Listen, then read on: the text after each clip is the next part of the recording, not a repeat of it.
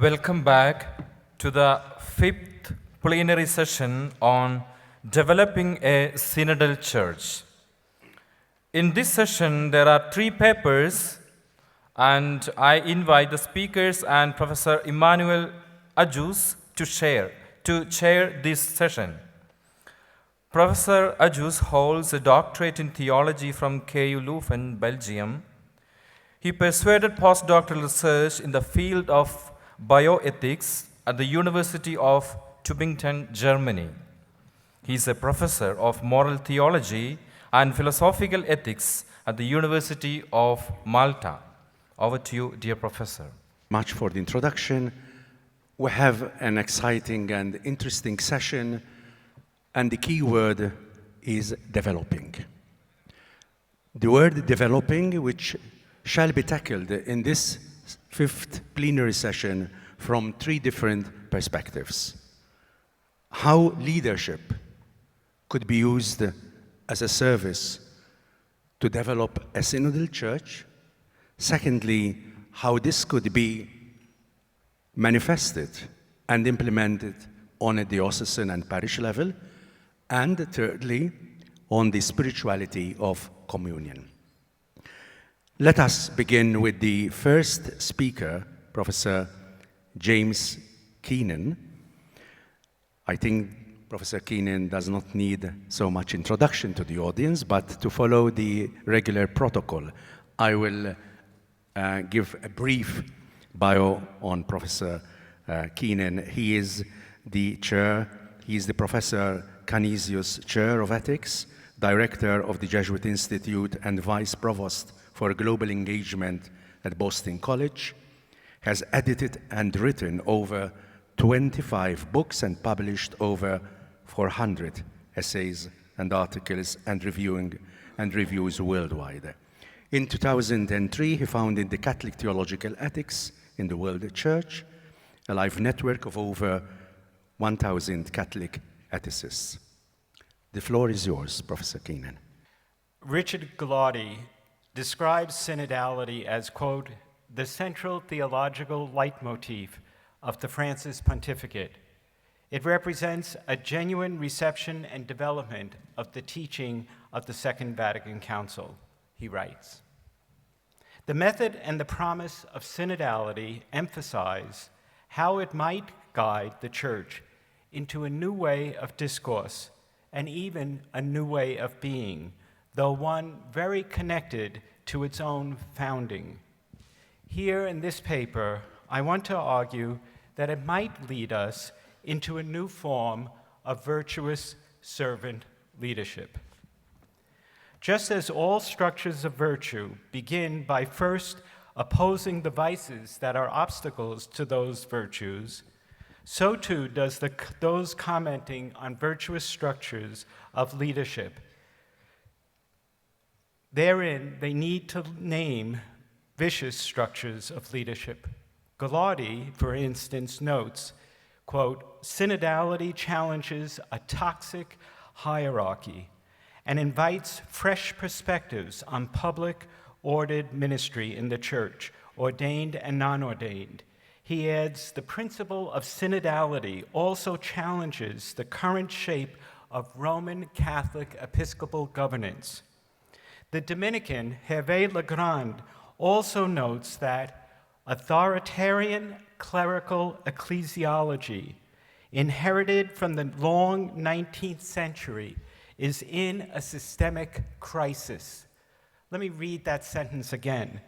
Authoritarian clerical ecclesiology, inherited from the long 19th century, is in a systemic crisis. Legrand adds, the rise of synodality will provide a remedy. Similarly, Massimo Fagioli raises the issue when he questions the non-critical stance of the International Theological Commission that authored synodality in the life and mission of the Church. He comments that the limits of the ITC document say something about the limits of the vision of synodality in Francis's pontificate. He concludes, warning against forms of synodality laden with hierarchical controls that never enter into the true spirit of synodality. He advocates for episcopal reform through new institutions of synodality.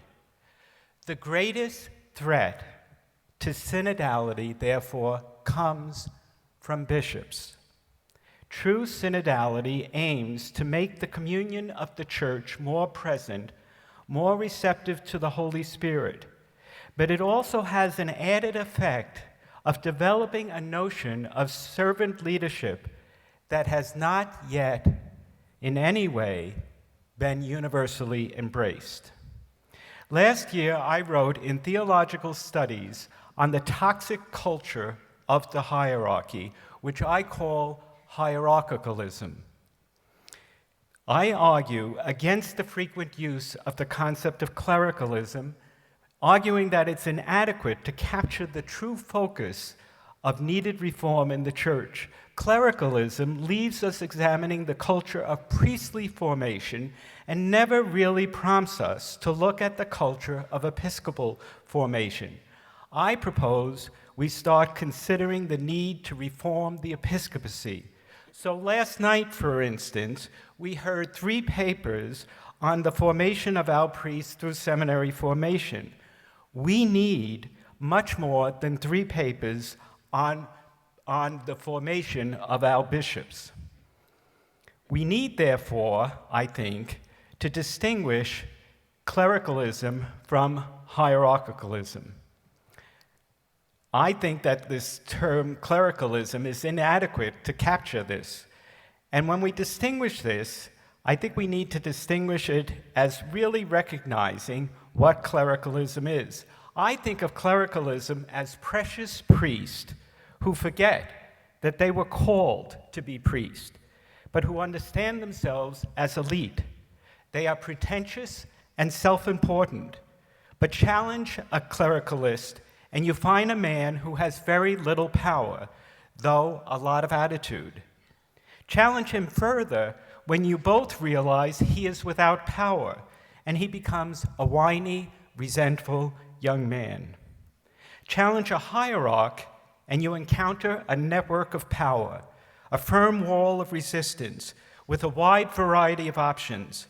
The culture of clericalism has none of the resources of hierarchicalism. If we think clericalism is hard to dismantle, it's nothing like dismantling hierarchicalism. Indeed, the only way clericalism has still survived today is not because of the power of priests, but because of the powerful connections of hierarchy. Hierarchicalism seeks the survival of clericalism, for the former is the father and promoter of the second. Hierarchicalism hides then behind clericalism and scapegoats it as well. Until we identify it as such, we are pawns of its own power games, and until we face with them this problem, we will not see the need for reform. As I noted last year, that in 2018, the new wave of abuse scandals across the Universal Church were not about priests, but rather about bishops, archbishops, and cardinals. That wave finally exposed the real source of the entire crisis. Behind each of the previous waves of the crisis was always hierarchicalism. In 2018, I was invited by Archbishop Scicluna to Malta, and there I proposed for the first time this concept of hierarchicalism, arguing that the cause of the crisis came not primarily from the culture of secrecy and privilege of priests, but of the power of the episcopacy and its attendant networks, privileges, and power options that circumnavigated the investigation of civil leaders. It would be a mistake to label the actions of the episcopacy as stemming from the ubiquitous clericalism. Rather, I identified the exclusive power culture of the episcopacy as hierarchicalism and proposed an ethics of vulnerability as assisting the hierarchy in recuperating their noble service ministry. I think bishops have a noble service ministry. I want that to be recouped. I want that to be rediscovered. I want that to be formed in an ethics of vulnerability. Ecclesiologists like Gallardi, Legrand, and Fagioli specifically identified the toxic culture and conduct of our hierarchy as the obstacle to growing in synodality. Please note the descriptive toxic. We need to distinguish the toxic culture of hierarchicalism from a culture of servant leadership. Bishops are in either camp, or maybe it's better to suggest percentages. A bishop might predominantly be in hierarchicalism, though with a little servant leadership. Or vice versa. A bishop might be predominantly a true servant leader, but he may be somewhat contaminated by hierarchicalism. That threat to synodality and social trust is not then the bishops, but the toxic culture that forms them, and that culture is hierarchicalism. Synodality, though threatened by hierarchicalism, is a treatment for it. Thus, Robert Billing describes synodality as moving beyond clericalism and hierarchicalism to make way for reciprocal listening, discernment, and dialogue among all Christ's faithful. Arguably, the finest introduction to synodality that I have found is in a book entitled The Synodal Pathway. There, Patrick Tracy takes up the concept of hierarchicalism and differentiates true from false synodality by showing how, in the call for synodality, hierarchicalism can co-opt synodality. He writes, hierarchicalism operates to create the pretense of the hierarchy genuinely listening to others, to be journeying with them or sharing in their suffering, when in truth the underlying and controlling intent is to preserve the existing hierarchical status and structures of authority within the church. Tracy adds, hierarchicalism, by its very nature, can never be synodal. It is the antithesis of what synodality is. Accordingly, hierarchical synodality is not simply an oxymoron, but entirely contradictory of synodality. He lists on 4 pages characteristics of synodalities. The list that he provides is not unlike the comments that Professor Wyans made last night here in describing some bishops in how they exercise their leadership in synodality. Locating the synod within the communion of the people of God, rather than within the episcopacy, is therefore crucial because synodality aims to reform the church, and in a particular way, our leadership. In Synodal Pathway, Raphael Luciani and Serena Nocetti provide a succession of claims that lead to understanding the preeminence of the people of God in this way of proceeding. There they argue that the renewal of the ecclesial hierarchy does not in itself produce transformation. They argue that the hierarchy needs to be reformed not by itself, but by the church.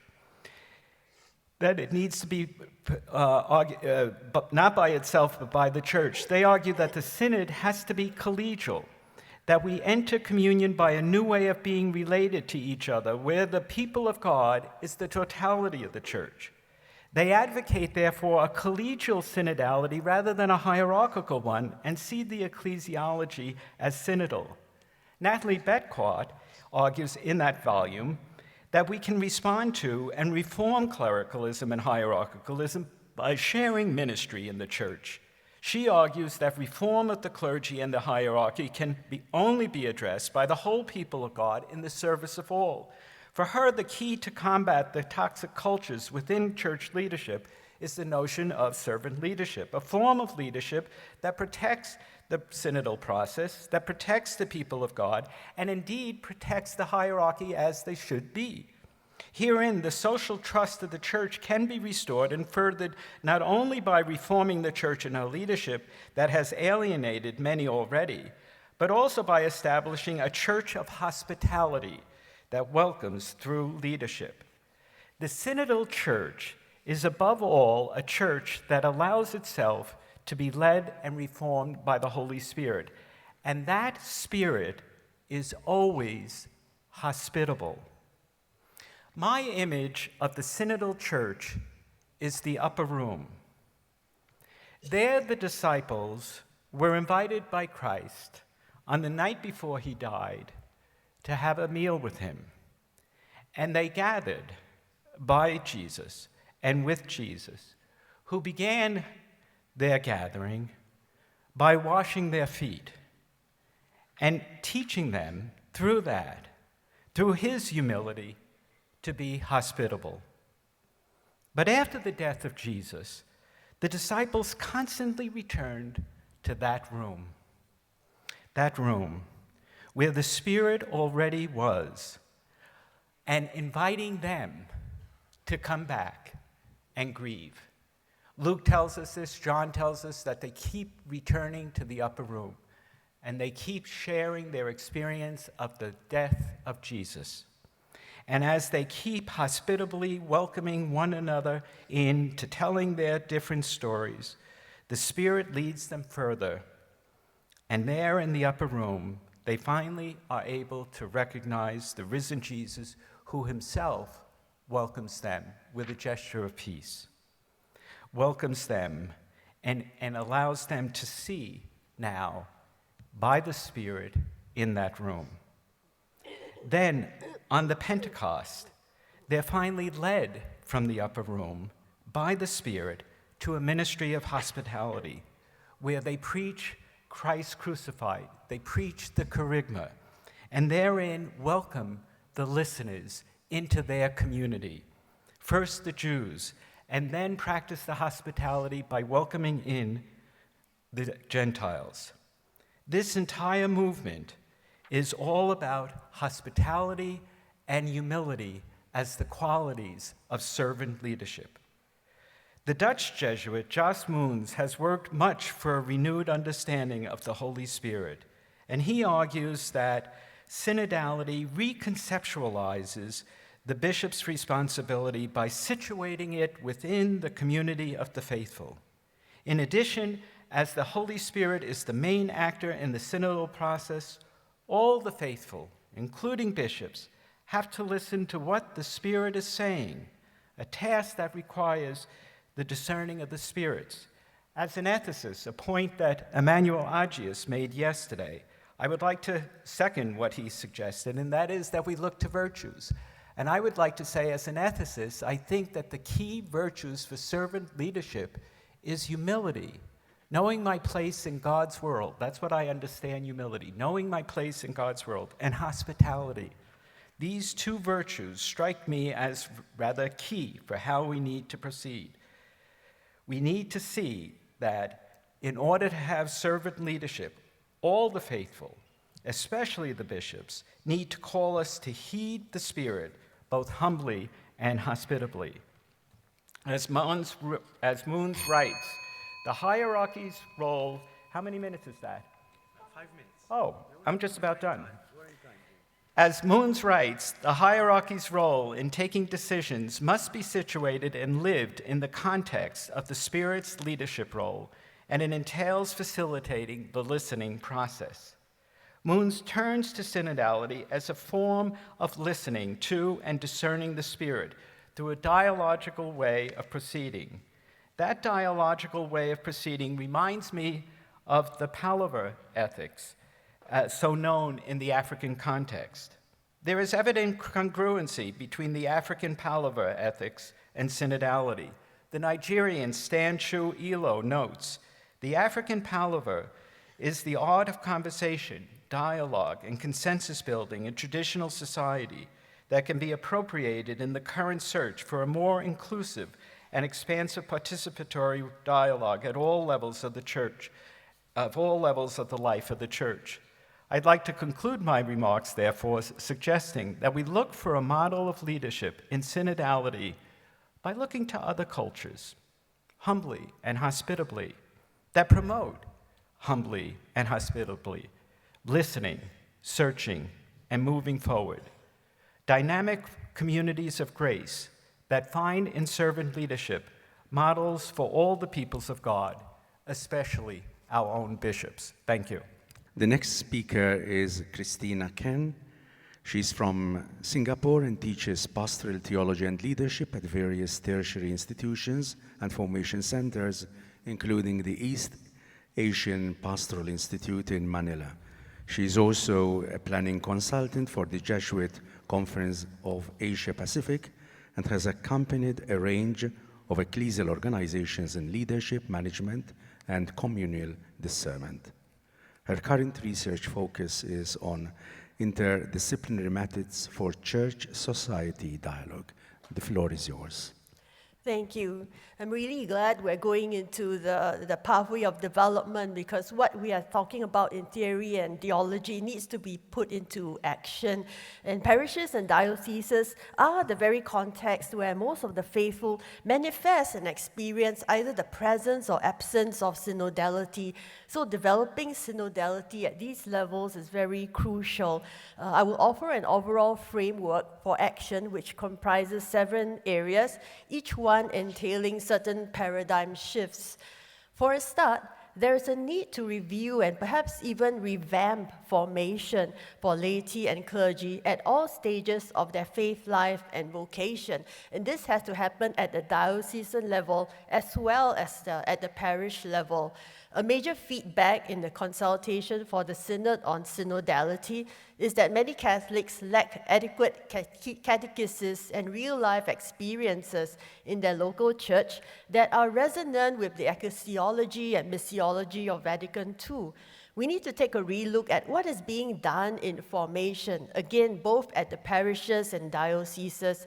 What are our Catholics learning from a young age in their classes, in their families, and in ecclesial life? And what continuing formation do they undergo as adults?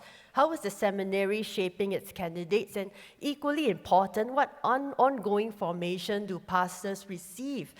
In this regard, I'd really like to point out that in addition to learning the teachings of the church, we need to be learning how to learn, and that's so important. How to understand the faith tradition, how to listen, how to dialogue, how to carry on the journey of traditioning in the continuous sense as the people of God. Note that the emphasis here is on the how and not just on the what. And such formation requires a shift from merely imparting catechetical content to cultivating the attitude and know-how for an inquiry mode of proceeding.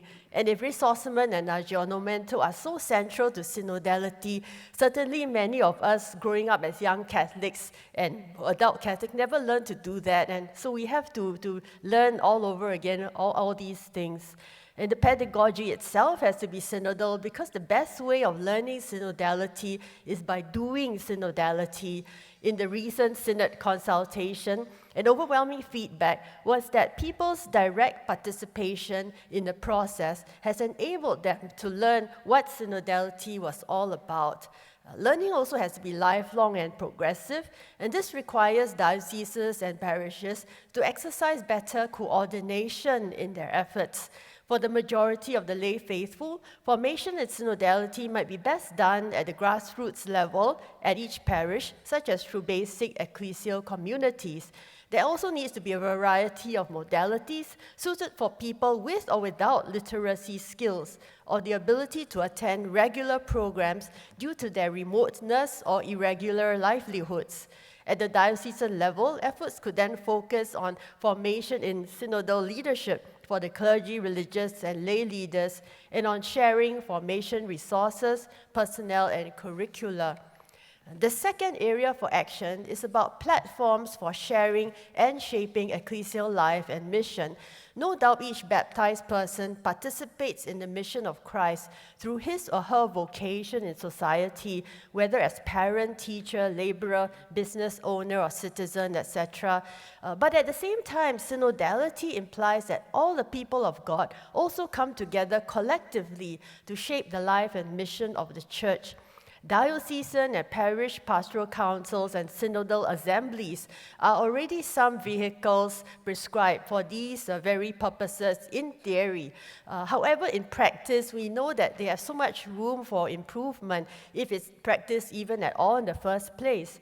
If we examine what actually goes on at these meetings, we might find more often than not top-down chairmanship, domination of the floor by a few, disorderly discussions, token consultation, superficiality, elitism and exclusivism, and the lack of any real communal discernment. So a necessary shift is to learn and practice genuinely synodal ways of proceeding in these collegial platforms. Sometimes expert facilitators and trainers can be of help, but attitudinal changes are essential.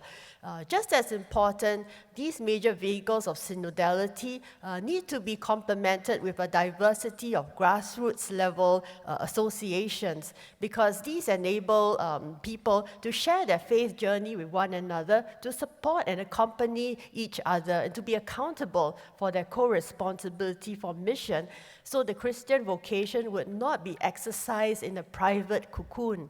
And parishes in particular can do more to promote the sharing of daily life among people. While modern society, especially in urban settings, has engendered individualism, insularity, and social cultural bubbles of like-minded people, parishes could create more spaces for spontaneous encounter, especially between diverse peoples, for example, locals and migrants. And these might include integrating social and recreational opportunities into church life and involving the surrounding neighborhood. In such spontaneous spaces, both time and space are important, I feel, where the untold stories of individual lives can be shared and unfolded and revealed. And then that's where the fabric of interpersonal relationships are weaved. It's become a common saying that synodality begins with coffee, or perhaps in India, tea. And to this end, some parishes would need to make a paradigm shift from self-referential, efficient maintenance operations to more spontaneous, porous, and socially oriented village fountains. And third, to complement the above, local churches need to put in place more proactive means to reach people on the margins. And these include not only those who live in remote areas, but those who are excluded or have withdrawn from the church community for various reasons. A posture of attentiveness, looking out and not just looking at our bellies inside, to the wider community, will reveal to us who these new groups of the excluded are. And specific ministries could be formed to reach out to them. To this end, routines sometimes have to be put aside, just like the story of the Good Samaritan, so that people's needs can be met, the unexpected needs, and in this way, new relationships are formed. Personally, I've often heard that various groups have been neglected because they don't fall within the existing structures of a parish's ministry and services. So what is even more challenging is also a synodal conversion in terms of reforming our prejudices and enlarging the tent of our minds and hearts. Fourth, when it comes to decision making, there's much to be done in cultivating the dispositions and abilities for communal discernment. What it actually means in practice to harness the sensus fidelium has not been widely and systematically experienced in the church and documented, let alone evaluated.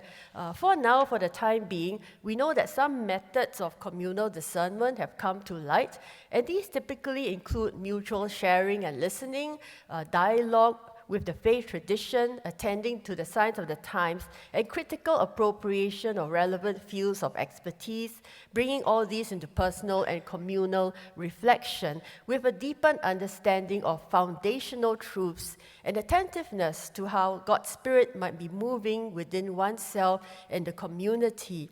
Leaders and community members participate fully and transparently in this co-discernment.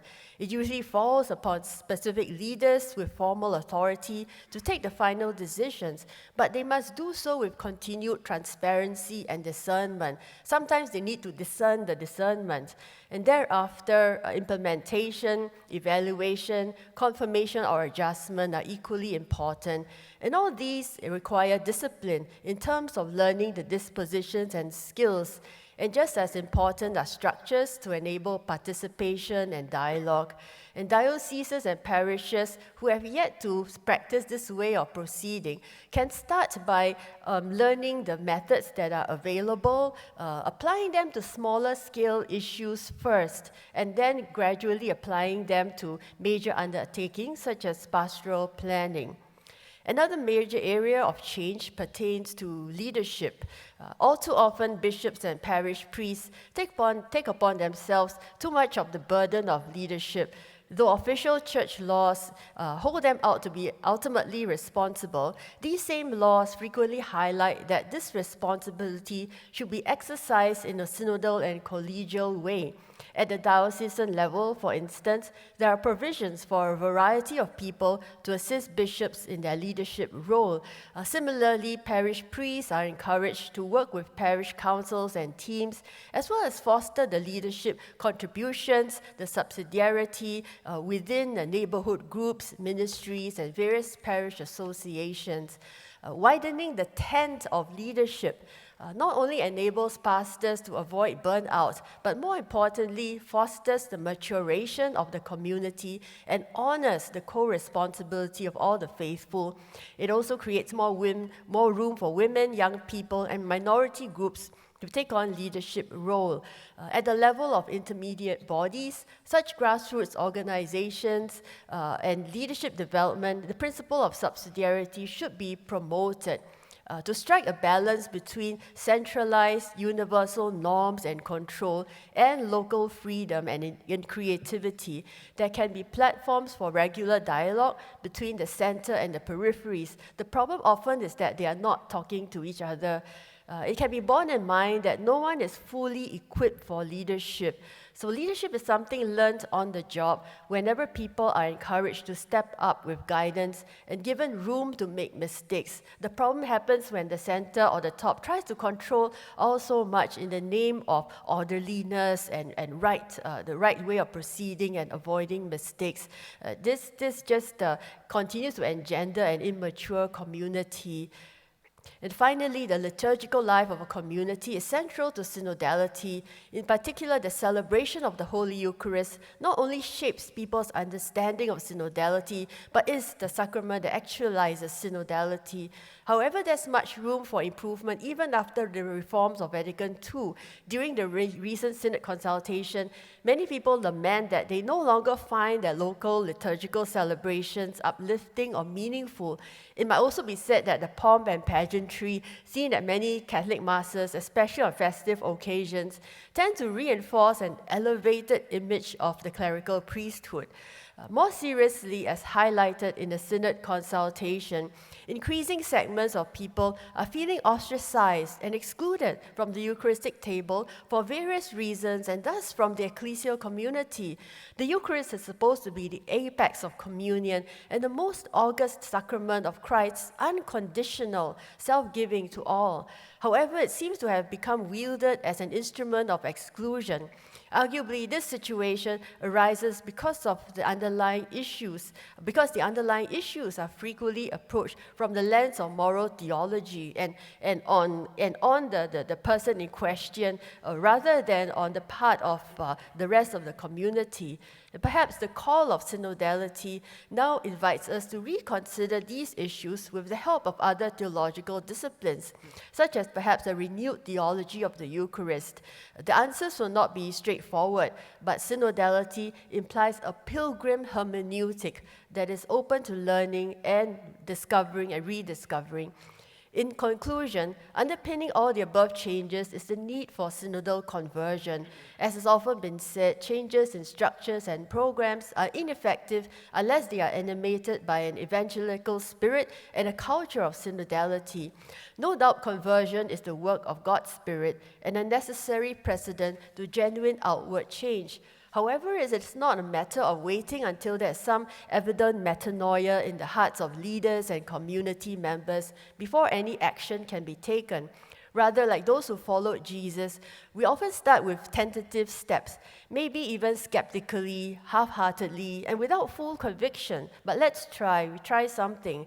And the Spirit meets us along the way, increasing our understanding and vision, making our steps stronger, and helping us to choose the path of God's will and strengthening our pace. This is in itself the pilgrim way of proceeding. The beauty of synodality is that even if one feels that one's own parish or diocese is stuck quite hopelessly with insurmountable obstacles, others can hold out a helping hand and accompany each other. And so when we all walk more closely with each other, helping each other to learn, to change, and to grow, only in this way are we truly the people of God.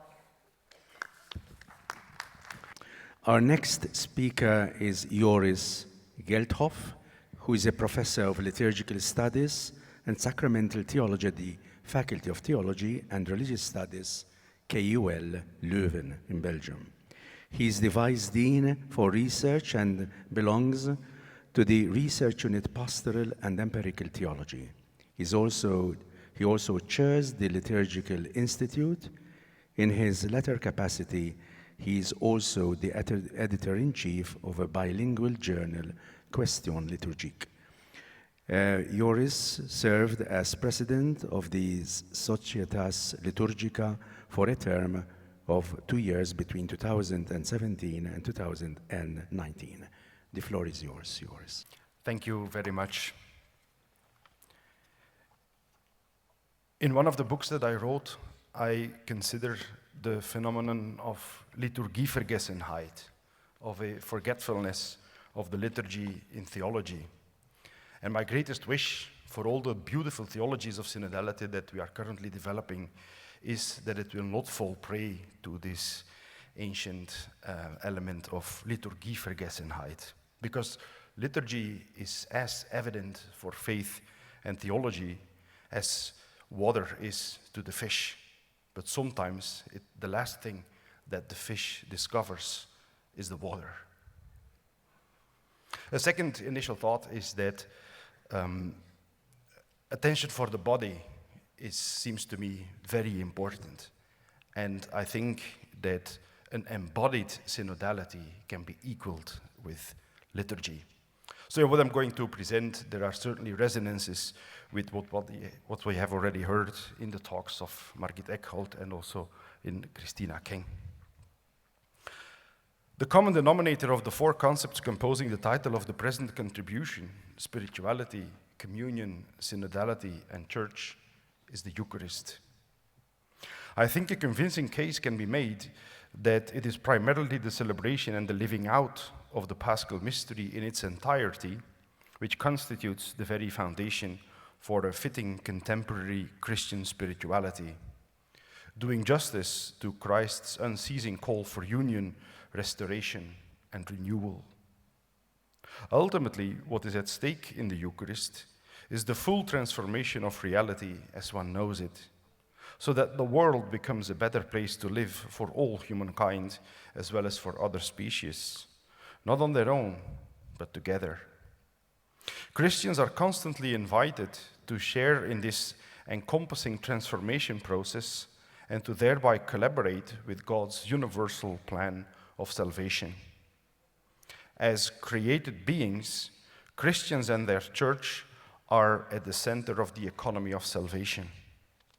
This enormous gift and privilege comes, however, with an unequaled responsibility.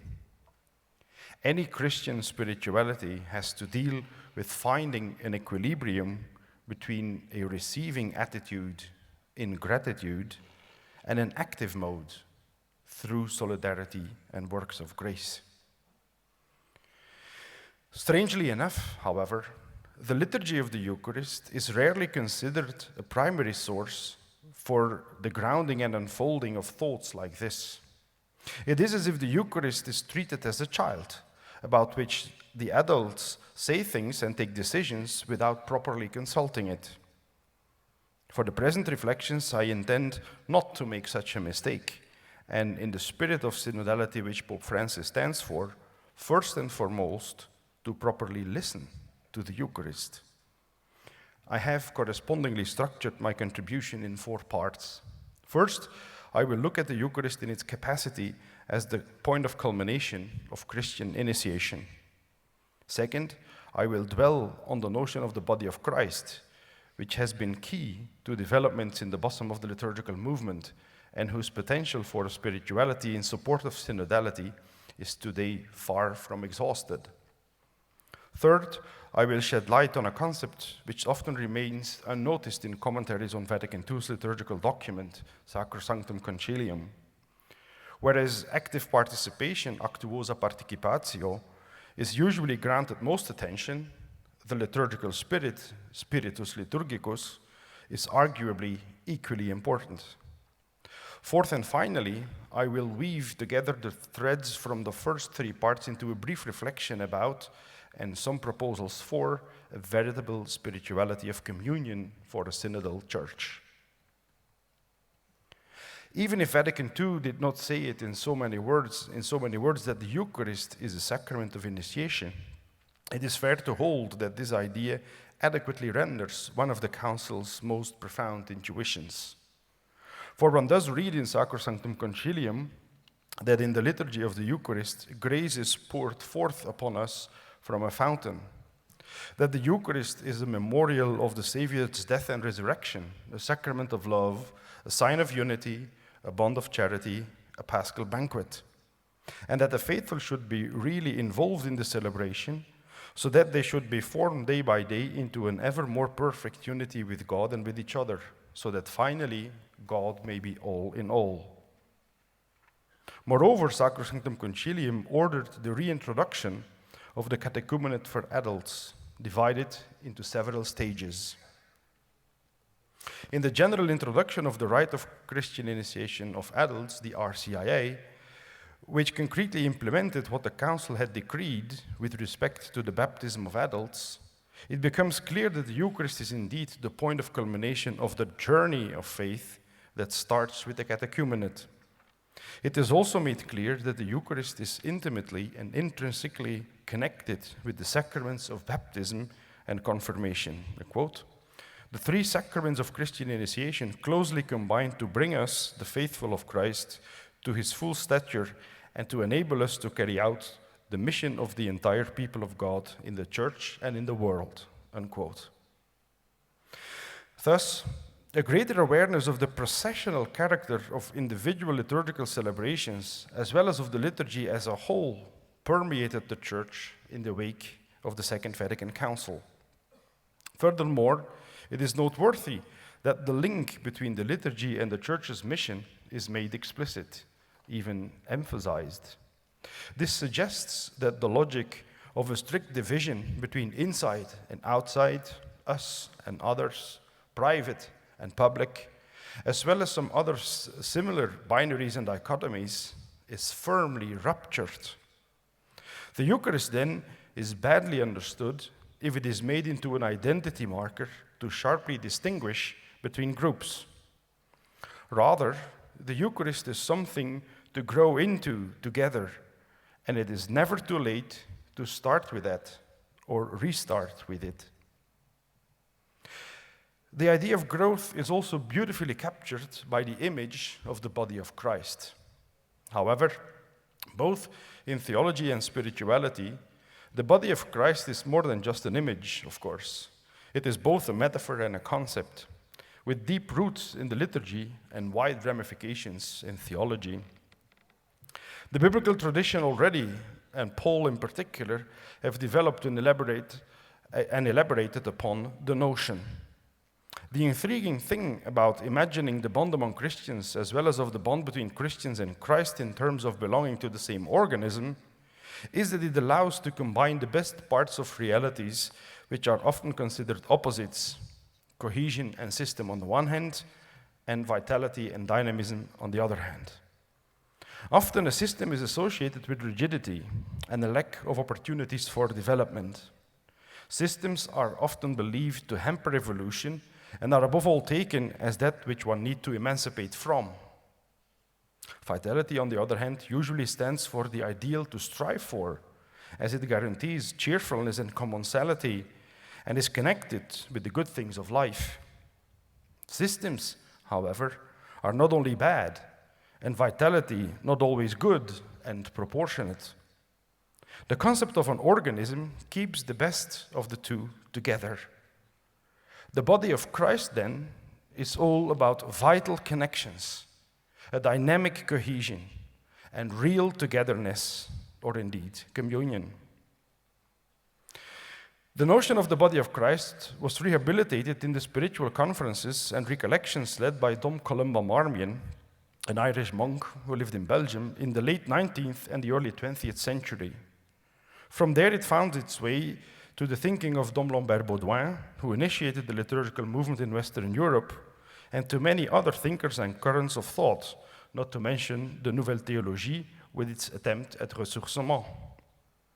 What was at stake in all these works was the impossibility to separate the church from the Eucharist. And here we can refer to Henri de Lubac, who famously said, L'Église fait l'Eucharistie, but also the reverse, l'Eucharistie fait l'Église, as it is unthinkable to separate the church from Christ. My point here is that also when we think about the synodal church, that is made by the Eucharist and vice versa. Put positively, theologians active in the liturgical movement profoundly realized that the church is the subject and that the Eucharist is the verb, and vice versa. The church's agenda is no other than the celebration of the Eucharist, and agenda needs to be understood here in a literal sense, the things which have to be done, which, on close inspection, is by no means a reduction of its mission to ritual, but the confession that everything which the church has received should interiorize and should pass on is contained in the mystery of faith it celebrates. The raison d'être of the church is Christ's body, understood both ecclesially and sacramentally. Sacramentally through an ecclesial mode and ecclesially through a sacramental mode. The liveliness and cohesion of the church is shown most pointedly when she gathers together around the waters of baptism and the table of the Eucharist to become what she sees and eats, the body of Christ. The awareness how all these things cohere, however, does not come as an automatism. It is not the case that people can understand them, experience them, familiarize themselves with them, meditate upon them, and interiorize them without proper exercise. It requires a certain asceticism and discipline indeed, for it is so easy to get distracted or confused, or to neglect and silently dismiss one's vital connection with Christ and the Church.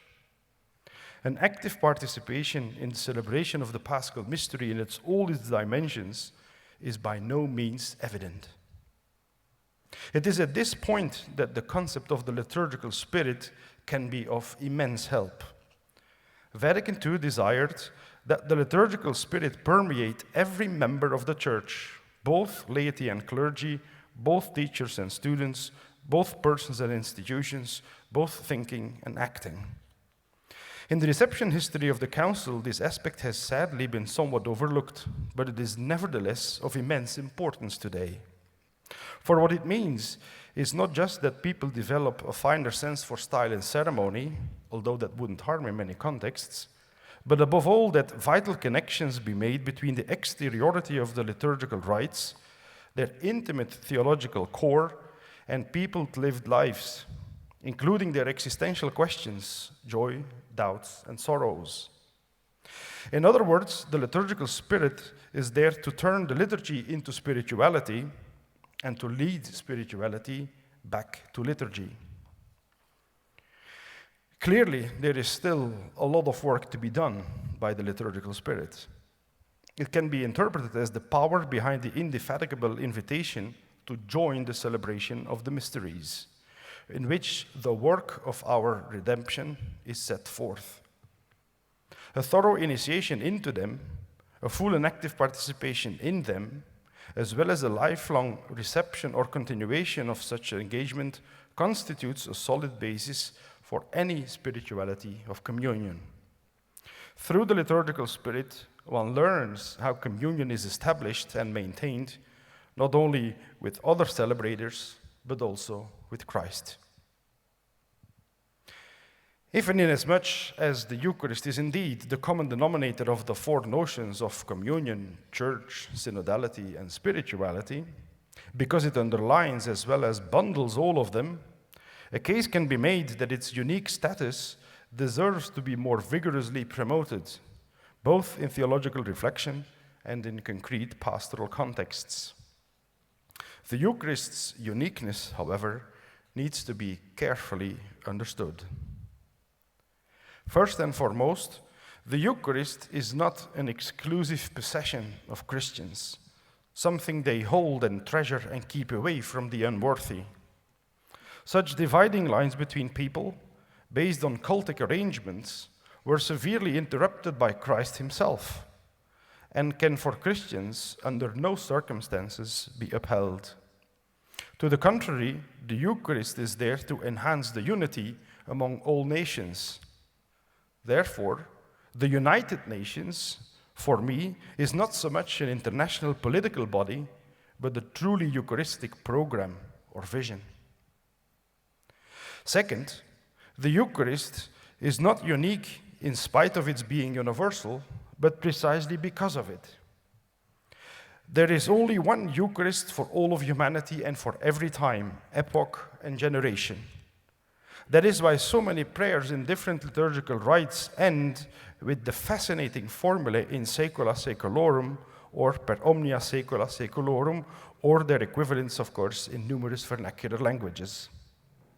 This is not a detail or a mere remnant of ancient cultures and languages. It is rooted in a profound and encompassing biblical eschatology. The universality of the Eucharist assures people that they are vitally connected beyond the limits of their own lives in the communion of Christ. Even if universalism does no longer have a good reputation in theology, as it is associated with colonialism, imperialism, and a lack of respect for diversity, I suggest that Christians around the globe do not give in on the universality of the Eucharist. Of course, this has nothing to do with any uniformity of rites, but everything with a sense of the oneness and uniqueness of what and who it offers. In and through the Eucharist, the communion with Christ is formed for the transformation of the world. One Christ for the whole world. In sum, the uniqueness of the Eucharist depends on the oneness of Christ. The oneness of Christ, however, has different dimensions, which can be accurately captured by the Latin language. Christ is not only one, unus, in a numerical sense, but also unicus, unique, in an ontological sense, and uniens, uniting or unifying, in a soteriological sense. A sharpened awareness of this soteriological dimension, that Christ only and uniquely unites all of humankind, is both the foundation and the program for a contemporary spirituality of communion. Thanks a lot for your attention. Thank you very much, Joris, for reminding us how important is the Eucharist for implementing synodality. It never occurred to my mind, to tell you the truth. After listening to these three thought-provoking presentations, I'm sure that the audience has a gamut of questions and clarifications and comments. Now the floor is open. I'm Astrid Lobo-Gajiwala from Mumbai, and my question actually is addressed to Professor Keenan. I think it's obvious that if synodality is to become a way of life in the church, then we need new language, different structures, a new theology, and a change in canon law. Synodality is an unraveling thread, and we have not yet understood fully its challenges. Professor Keenan drew attention to something women have been talking about for ages: servant leadership. This is something women who fill the pews are already exercising. Unfortunately, while the previous panel spoke of opening the diaconate to women, no one asked for the ordination of women to priesthood. And my question to you, Professor Keenan, is, what are your views on officially recognizing the servant leadership of women with ordination? And are we afraid to state the obvious? And if that is so, is this one of the obstacles to realizing synodality? The early Christian, I am Bishop Joshua from Kerala, India.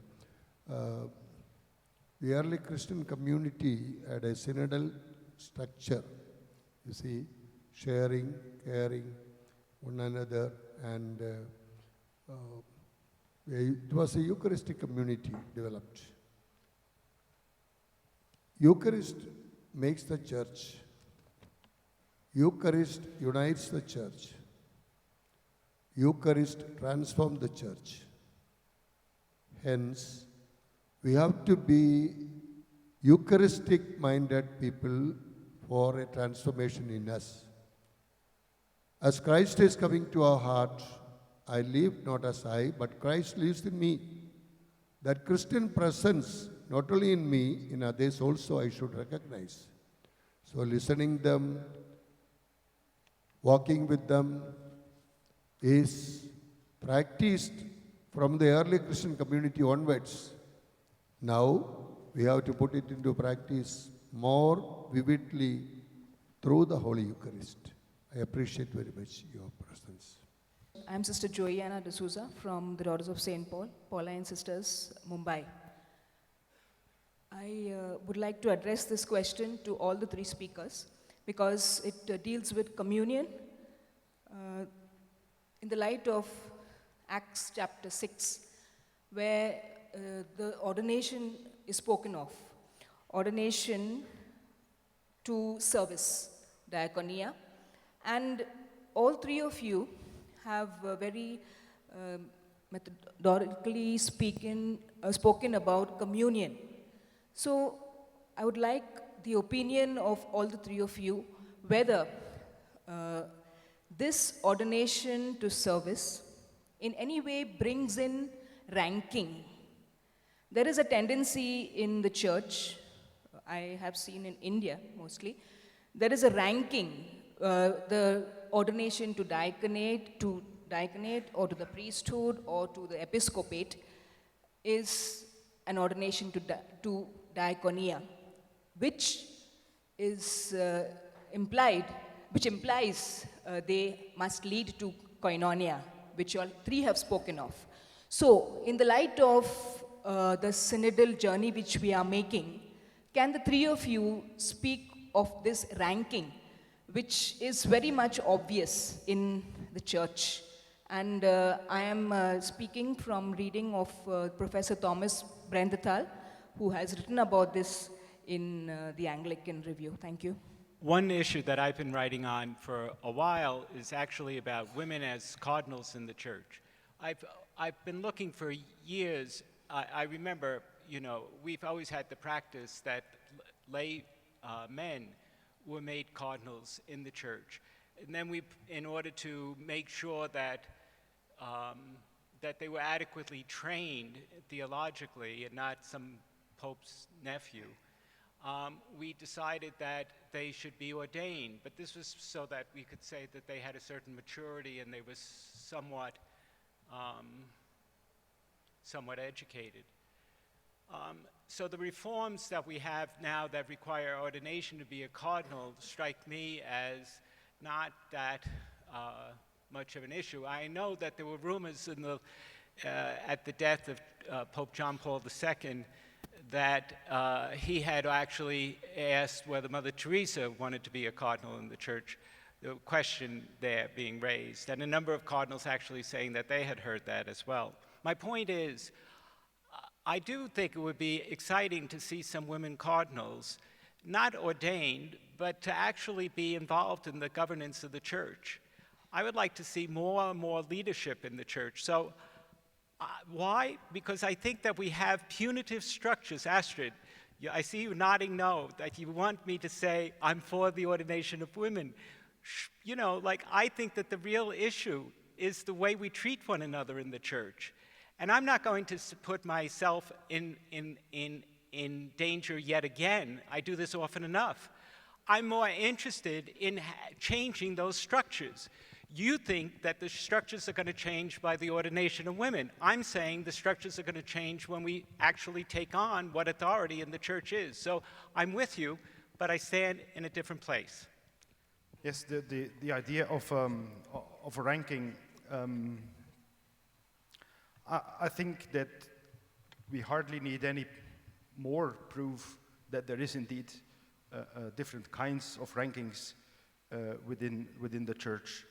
Some of it depends on certain cultural forms that have grown into the idea of the sacramental principle, the hierarchy, or the hierarchy of the church. Hierarchy as such is not a problem, but certain cultural and ruling forms of how we deal with that is a real problem. From a personal experience, I have been challenged a lot by certain audiences to whom I taught a theology of the Eucharist. The majority of them were were priests, not priests in formation, but priests, and their attitude was, what do you know about it as a layperson? And I keep that experience with me, and I think it has made me stronger. And in the end, I had a wonderful conversation and a wonderful understanding with these students, because they had their biases, I had biases, and we were able to overcome them. However, on the point of ordination of women to the priesthood, I think that the big problem of our discussions about that is that we keep our debates at the level of the objective. But I think that at an objective level, what should a priest be? But I think that we also should dare to take the discussion from a subjective point of view. I have encountered personally many women whom I think, but who am I, have a personal priestly vocation. And then I think, and here my experience is also influenced by a very fruitful ecumenical dialogue with Anglicans that I've been blessed to have, then I think I've come to a point, well, if we do not ordain women, then we better don't baptize them. And also, if women can be saints in heaven, and the tradition of the church has canonized them for centuries, there was no difference in the martyria of women and in the martyria of men. So if we do not ordain them, then we better stop canonizing them too. But we do these things already. We baptize them and we canonize them. We venerate them as saints, and therefore I think there is no good reason connected with the inner vocation, because that's the basis for priesthood. There are women with a priestly vocation, and we can better sooner recognize that than later. The third question was addressed to the three speakers, so we start with Christina. Thank you. I'd really like to thank Joy for pointing out this particular dimension of ordination and ranking, because it certainly shows that when we conflate so many different notions and concepts into something, it increases the tensions we feel in that particular aspect of ecclesial life. Ordination and ranking, are they equal? Yes and no. In any human community, even in business, there is a certain organizational order that is needed in order for the organization to function. The problem begins when we exercise our human tendency to conflate these different functional roles with that notion of superiority, inferiority, and that is perpetrated both by the leader as well as the followers. And when it gets carried too far, and then, that's where the tensions start to happen. So in the ordination to service, for me, it's best to go back to the gospel of Christ, where he tries to subvert, or challenge the human way of thinking about ranking. Whoever wants to be first among you must be the last. Christ's model of service, whatever your role is, he reminds us, don't get so carried away by thinking that you are superior to others. It's really all about service. To be a CEO of a big company, to have that worldly way of thinking is to make ranking a very important thing. But really, Christ reminds us that responsibility you are given, whichever level of the organization you are in, it's for service. It's for us to work together, to coordinate better, and to function more effectively as a community. Okay, so we pass to the next three questions, but before we receive questions from the audience, I would like to invite Aldegunde, who wants to raise a question. She's in Belgium. Aldegunde, the floor is yours. I will try. I know it is not easy for you because you don't see me. We are seeing you. Okay. Anyway, I would very much like to thank this dynamic colloquium, which I, even through Zoom, can really feel what a dynamic it is within you. I would very much like to reverse the question of the woman in the church. I'm completely with you, and also what Joris was telling about the women in church. But if we would imagine that if the woman would leave the church, how would the male members of the church look like if half of the church will not be present? Is it then not that the Church of Jesus Christ would really suffer of a tremendous anemia and which brings a tremendous tension into the church? Cardinal Danneels has many years give a conference on the women in church, and there he is telling why do we not see the women in the church as a whole body. So that was one thing. The other thing is I have some difficulties with the let's say Pope Francis syndrome, that we put the synodality more or less focusing more or less only on Pope Francis, where Pope Francis is saying, no, it is, I put it again on the table, and it has been formulated in all the documents, which we have heard by Margaret, by Nocetti this morning also, how important that is.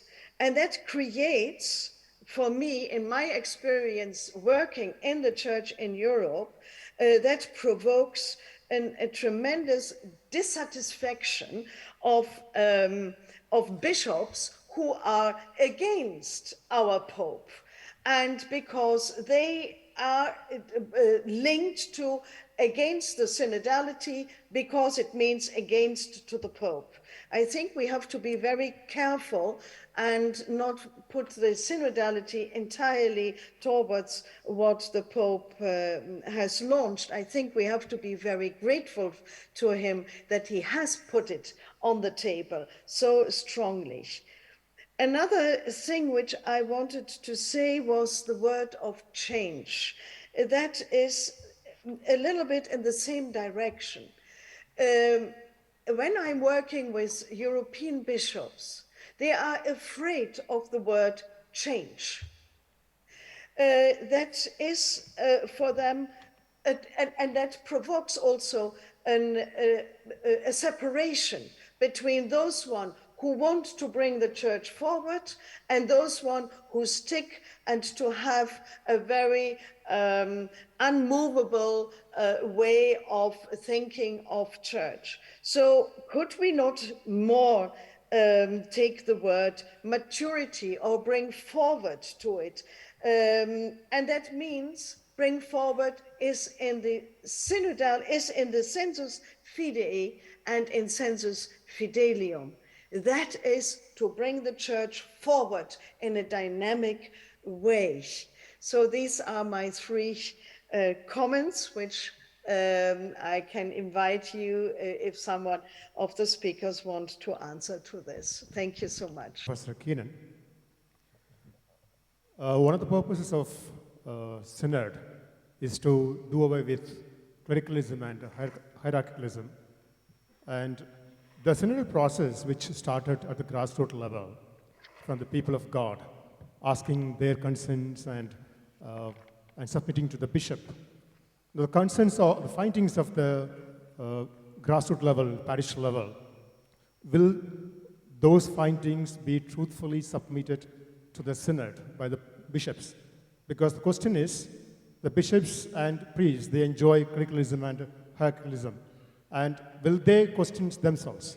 First of all, that. And at the outset, at the wake of Indian church, where we have lots of scandals, both sexual as well as clericalism, and I, as a layperson, may not trust my bishop that he would really raise my questions in the Vatican, because the synod is not having any lay representation.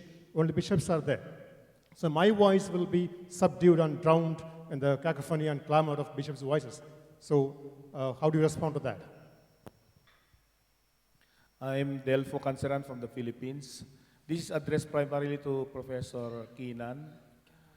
If I get you right, you are proposing that we have to view clericalism within hierarchism. Am I right? But hierarchism is so broad that it will explain away what is peculiar to clericalism. Because we can also view patriarchy as hierarchism, globalism as hierarchism, racism as hierarchism. So it's too broad to explain what is uniquely peculiar to clericalism. So I propose, using feminist terminology, these are all intersectionalities. There is also hierarchy within the hierarchy, because you have to consider or factor in racism. White are superior than colored people. Classism, rich people are higher than the poor bishops from the third world. So we have to broaden the discussions so that also this superiority complex, especially among Western world, will be abolished so that there will be more participation and equality among peoples. Thank you. Thank you. Let me just say that I'm actually interested in, to the second questioner, I'm interested in a reform, and I'm thinking synodality can provide it. I don't know the end point, as you were suggesting. I don't know the end point at all. Will women be ordained? I think most of us hope that's the case. You know, I mean, if you want statements, I don't think we're really doing synodality. I think if we start taking issues that we're going to say, I'm for this, I'm for that, and I'm for this, we haven't started the process of engaging what the type of church we should be. I would say that the experiment with bishops and with priests has not been that successful in many ways, and to use the same format might be somewhat problematic. I'm trying to say that we need to deal with the vices in the church as we try to promote the virtues in the church, to try to rethink how we're going to celebrate Eucharist, how we are going to be church. But I want to name one problem: the bishops. I want to say that we keep talking about clericalism and we keep talking about seminaries and seminaries formation, and I'll tell you, you can write up any number of seminary formation programs that you want to design, but the only one who will make sure whether that's accepted or not is the bishop. And until we start talking about the authority of bishops, when we're talking about synodality, we're not going to get very far in synodality. Look where I was asked about an hour ago, why has synodality been so slow in taking ground if that's what the Second Vatican Council was about? Why has it taken us 60 years to start talking about synodality? And I suggest the bishops.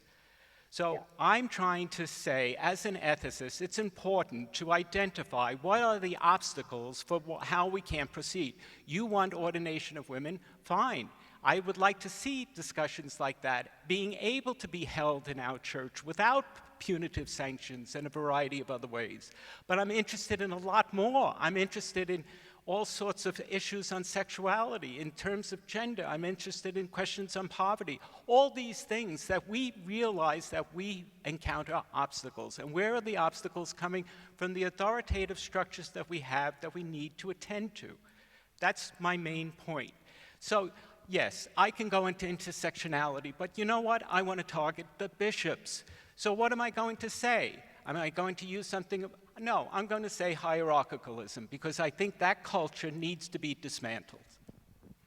Okay, I'd like to address the first question because I'm also on the methodology commission for the synod. It's precisely because of all these tendencies that we need a synod. We need a synod on the Amazon because the Amazon is on fire. So we need a synod on synodality because all the fears of bishops censoring the inputs from the people, not giving them the feedback, all these are indeed happening all over the world. The Synod on Synodality is just bringing to the fore these lights and shadows that we already have in the church. Methodology-wise, there were other channels for people to give direct feedback to the Synod Secretariat, and we received and read and reflected over more than 1,000 or even close to 2,000 of these direct inputs. But more importantly, it's not for channels to give you ways to circumvent your hierarchy, but the Synod challenges us, both the laity and the hierarchy, to engage each other, to dialogue, to have what we've been saying, a more circular way of being church. Certainly, there's a long way to go in terms of the synodal conversion of the church at each level, but we have to try to be working at it. It's an ongoing process. We are people of the way, not people of the destination. So even though you may be discouraged by the non-openness of your bishop to receive your comments, but just keep trying, keep engaging and don't give up. Okay, let's pass on to another round of 3 questions. Father Varghese Parathingala from the Syro Malabar Major Archiepiscopal Church in India. My questions, and I am very much fascinated by the 3 Latin words proposed: Jesus, unus, unicus, and uniens. See, I would like to know, could you connect with this church, the continuation of Jesus Christ, church singularis, church particularis, and church universalis. Means particular church, individual church, and the church universal. From a theological perspective, could you please clarify these terms? This is a comment and a question for Professor Geldhoff. I'm very compelled by the argument that you've made that we ought to pay deeper attention to the Eucharist as the basis of a spirituality of communion, which can energize the work of synodality. I'm also very compelled by your universal vision of Eucharist. But at the end of your presentation, I'm left wondering what you might say to those who live so on the margins of church life that access to the Eucharist itself is compromised. So I'm thinking of LGBTQ plus people, I'm thinking of disabled folks, I'm thinking of victims of clerical sexual abuse for whom Eucharistic liturgy is triggering and painful. The church also lives outside of the parish, outside of the local church, because there are Catholics, there are Christians who cannot access, who are not at home in those spaces where Eucharistic liturgy takes place. I wonder if you have a word of consolation or theological encouragement for them. I'm Alan from Pune, and I think much of my question has been answered, but I'd like to give another perspective. You see, the seminarian formation is tremendously limited. And I've done a lot of homework on this, and one thing I would like to also share with our friends, that I got a lot of inputs from the Mulligan Seminary in Chicago, and the lady who is the internship director is from the SSPS, and she's doing a great job. She certifies whether a parish is okay for regency. Now this is a landmark. Now I found that, I did a lot of survey and found out that more than 50% of the work in a parish is not taught in the seminary. And the poor seminary is put into the parish, and he's at a loss, and nobody speaks for him. So he turns defensive, he may turn arrogant, it goes into clericalism. Now, he is not told what he doesn't know. And this seminarian later on becomes a bishop without any formation. And therefore, the bishops are, not formed as they should be. Now, I did a detailed seminar, a resource person for 7 bishops, 20 provincials and others, and I was a little afraid, so I did extra homework. And I found out that the bishops were in pain. The bishops are really struggling to manage their jobs. And all 7 bishops agreed with me. Now, then I worked on developing bishops in pain. Let bishops have small bishop communities, like we have small Christian communities. Okay? And when I did this, I approached several bishops, some cardinals, all agreed in person. I asked them, can you raise it in the plenary? Nobody raised it. So we can't get 5 bishops to be synodal. Why are we talking about 5,000 bishops? That's my question. Good afternoon. I'm Sister Ritha Teres, CMC. I'm a research scholar of this university, Christ University. I'm not from a theological background. I'm from a literature and cultural studies background. As I'm progressing in my research, what is quite interesting I found is there are many retellings are happening on the grand narratives of Bible in literature. And while I've been attending this seminar, I found we need quite interdisciplinary solutions for the problems we are talking here in this auditorium. So in such way, I found we need parallel histories. We can't go back to histories and we can't find visibility of the marginalized or women there. Instead, we can create history at least to the textual spaces.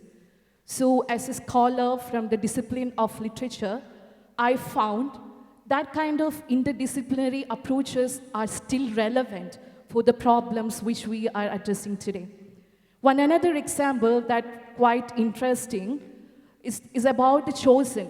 You may be familiar with the American TV show Chosen, and now that is in Netflix, and more than the people who are knowing Jesus from the Bible, they are knowing Jesus through this TV show.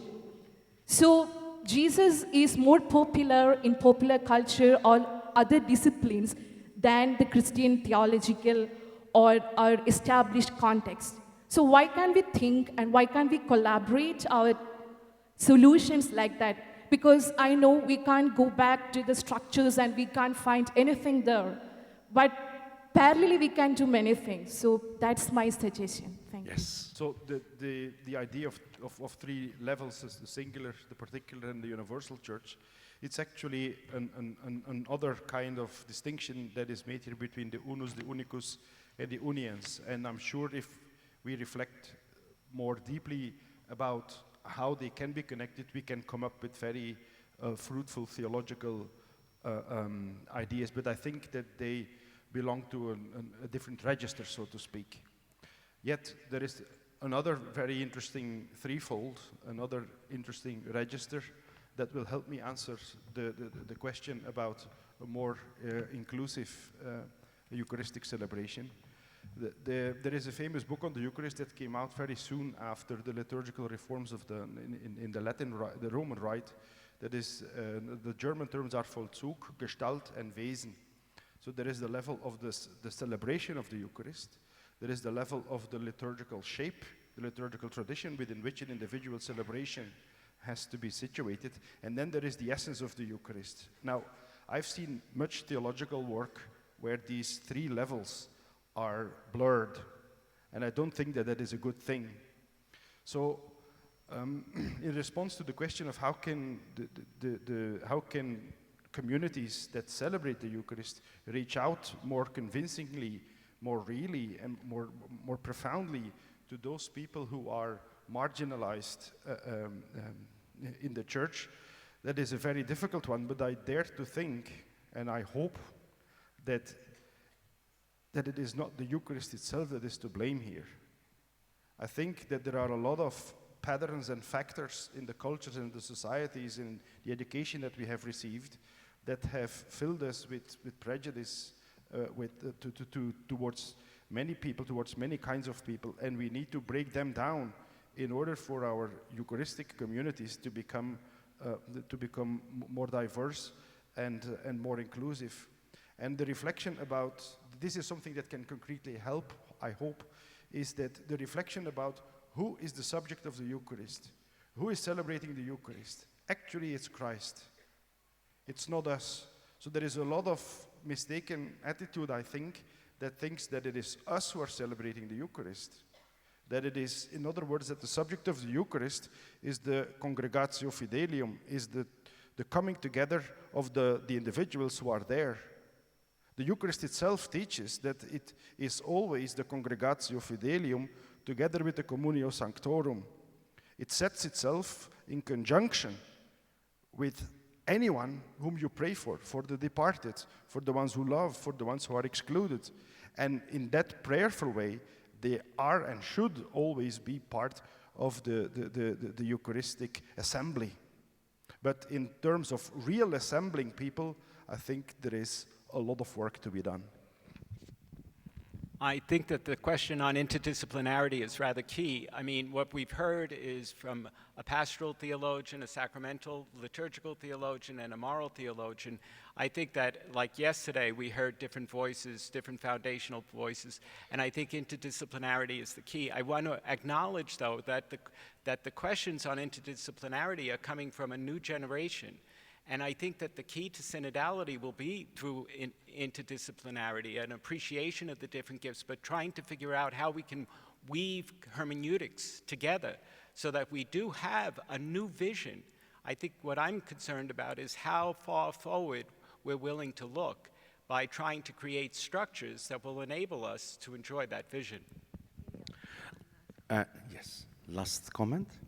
I'd like to just conclude by reiterating that that's why synodality requires us to have a pilgrim hermeneutic, to be always learning and learning to learn. And that's how we might be open to dialogue with other disciplines, and also to consider people who have been excluded from the church for many reasons, to be open to reconsidering what would be Christ's way of teaching us to move forward. So that kind of pilgrim hermeneutic is so important as a synodal church. Yes, on your behalf, I would like to thank Jim, Christina, and Joris for presenting such a thought-provoking reflections. Every journey requires moments of rest and nourishment, and this is the next step. Thank you very much, dear professors, for your scholarly dealt theological reflections. And I appreciate Professor Emmanuel Ajus for his systematic way of chairing this plenary session. Thank you, professors.